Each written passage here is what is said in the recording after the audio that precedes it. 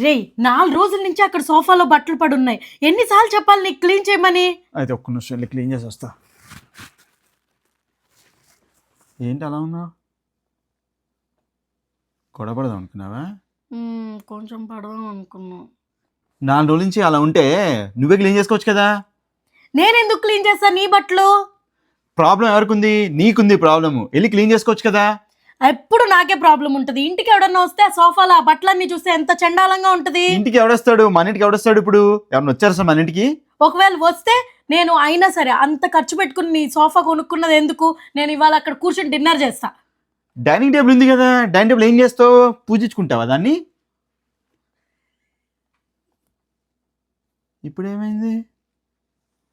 అంటే నేను గెలవాలి కదా. అయితే మళ్ళీ డిన్నర్ చెప్పు ఒకసారి. నేను ఇవాళ సోఫాలో కూర్చొని డిన్నర్ చేస్తా. క్లీన్ చేయి.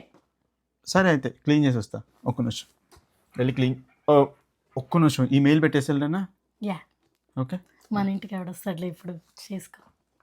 ఎవడొస్తాడా? అయితే రేపు చేద్దాంలే. ఇంత గొడవ పడ్డాం కదా ఇప్పుడు. ఓకే సరే.